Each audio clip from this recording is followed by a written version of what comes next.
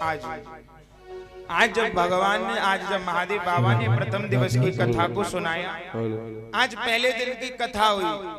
आज पहले दिन की कथा को अंडे में थोड़ी सी जान आ गई, हाँ, और दूसरे दिन की कथा हुई, अंडे के अंदर थोड़ी और ज्यादा जान आ गई। आज जैसे ही तीसरे दिन की कथा हुई, आज तीसरे दिन की कथा को सुन करके आज मैया को नींद आ गई, और इस कथा को सुन करके, कथा के प्रभाव से आज वो शुक का जो अंडा था वो अंडा फूट गया, और उसमें से एक शुक का बच्चा बाहर निकल आया।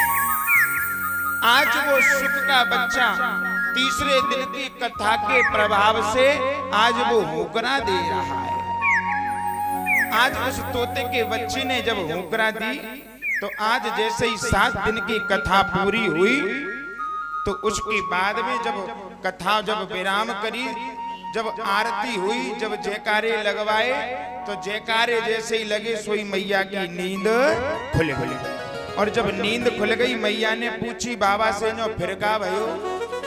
हाँ, अब तो भोले बाबा कहने लगे, जो मैंने पूरी कथा सुना दी, तुम कह रही हैं फिर का भयो? इसका मतलब कथा तुमने नहीं सुनी।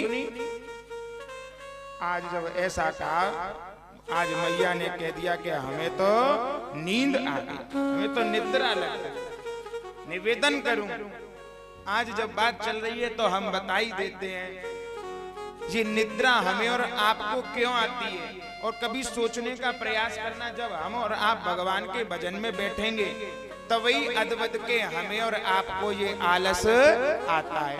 और अगर हम चारपाई पे सोने के लिए चले जाएं तो पूरी पूरी रात नींद नहीं आती। ऐसा क्यों? एक समय की बात थी, जब भगवान मर्यादा पुरुषोत्तम रामचंद्र जी ने कुंभकर्ण का जब वध कर दिया, तो कुंभकर्ण की पत्नी है निद्रा देवी, इनका नाम है निद्रा देवी। आज ये निद्रा देवी चल करके राम जी के पास गई और राम जी से कहने लगी कि तुमने ये अच्छा नहीं किया, तुमने हमारे पति का तुमने वध कर दिया, ये अच्छा नहीं किया आपने। तो आज यहाँ पर ऐसा श्राप दे दिया, आज राम जी को निद्रा देवी ने कह दिया कि जहां जहां तुम्हारी कथा होगी, जहां जहां तुम्हारी पूजा होगी, जहां जहां तुम्हारे भक्त बैठ करके तुम्हारी पूजा करेंगे, मैं उन भक्तों के ऊपर जाकर के विराजमान हो जाया करूंगी। इसलिए पूजा पाठ में कोई सी देवी देवता आवे आवे ना आवे, पर जो निद्रा देवी जरूर आ जाती है, इसीलिए ही आ जाती है। तो यहाँ भगवान ने क्या कहा, कोई बात नहीं निद्रा देवी, तुम हमारे भक्तों के ऊपर आ जाया करना, हमें कोई आपसे शिकायत नहीं है। जब हमें लगेगा हमारे भक्तों को आलस आ रहा है, तो हम अपने भक्तों से दोनों हाथ ऊपर करके जयकारे लगवा लिया करेंगे और भजन गब्बा लिया करेंगे। जब भजन प्रारंभ होगा, जयकारे लगेंगे, तो उनकी नींद खुल जाया करेगी। इसलिए हमें और आपको भगवान के भजन में, भगवान की कथाओं में भजनों को सुनाना, जिससे कि जो आलस होता है वो आलस दूर हो जाता है। भगवान की कथा में जयकारे लगाना इसीलिए ही आवश्यक है। अगर जयकारे नहीं लगाएंगे तो हम और आप सब सो जाएंगे। आज उस अंडे में आज कथा से इतना प्रभाव बढ़ गया, तीसरे दिन की कथा से आज वो अंडा भी बोलने, आज वो सुख का बच्चा भी बोलने लग गया, हुंकारे भरने लग गया। ये कथा का प्रभाव है। हाँ, कल देखो, कल पहले दिन की कथा थी, है ना, कल भक्त कम थे कथा में। हाँ, आज कथा दूसरे दिन में आई, दूसरे दिन का प्रभाव कथा में भक्त बढ़े। हाँ, अब जैसे ही कल कथा तीसरे दिन जाएगी, तो तीसरे दिन भी हमारी पांडाल में भक्त और ज्यादा बढ़ जाएंगे। यही तो कथा का प्रभाव होता है। आज कथा के प्रभाव से वो सुख का अंडा बोलने लगा। वसुदेव परा वेदा, वसुदेव परा मखा, वसुदेव परा योगा, वसुदेव परा क्रिया। आज धीरे धीरे, आज जैसे ही उस अंडे ने कथा को सुना, आज कथा के प्रभाव से उसने आज वहां पर हुंकारे देना प्रारंभ किया। आज भोले बाबा को जब पता लगा कि मैया की निद्रा लग गई, आखिर ये हुंकरा कौन दे रहा था। आज भोले बाबा ने आज अपने डमरू को बजाया और जैसे ही आज वो सुख का आज जो बच्चा जो था, आज उसे लगा कि अब मुझे कोई बचाने वाला नहीं है। अब तो महादेव बाबा को बड़ा क्रोध आ उस सुख के बच्चे को देख करके। अब तो वो सुख का जो बच्चा है वो उड़ता हुआ जा रहा है और पीछे पीछे आज महादेव बाबा अपना त्रिशूल लेकर के जा रहे हैं। आज जब गए त्रिशूल लेकर के, आज यहाँ पर क्या हुआ, आज यहाँ पर वेदक व्यास जी की पत्नी है आरूपी देवी। आज ये पर्वत पर वस्त्रों को सुखाने का काम कर रही हैं, कपड़ों को सुखा रही हैं। आज ये जो सुख का बच्चा जो है, इसने आज मौका देखा और यहाँ व्यास जी की पत्नी जो है आरूपी देवी, आज इनको एक जमाई आ गई है। और जैसे ही जमाई आई है, उसी जमाई के द्वारा आज वो सुख का बच्चा आज उनके गर्भ में प्रवेश कर गया है। आज जब ऐसा हुआ, आज सुख के बच्चा जब गर्भ में प्रवेश कर गया, तो आज भोले बाबा आज उन व्यास जी के घर पे आ गए। आज आए और कहने लगे उनसे, व्यास जी ने पूछा, बताइए बाबा आपका किस लिए पदार्पण हुआ है, आप क्यों आई।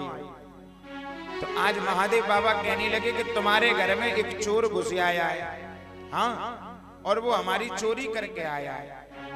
अब जब महादेव बाबा ने ऐसा कहा तो आज तो मानो महाराज हंसने लग गए। सामने जो व्यास जी है, हाँ, महादेव बाबा पे हंसने लगे और कहने लगे महादेव बाबा से, बाबा एक बात कहें, आखिर में तुम्हारे पास है क्या जो तुम्हारे पास कोई चोरी करने के लिए आवेगा।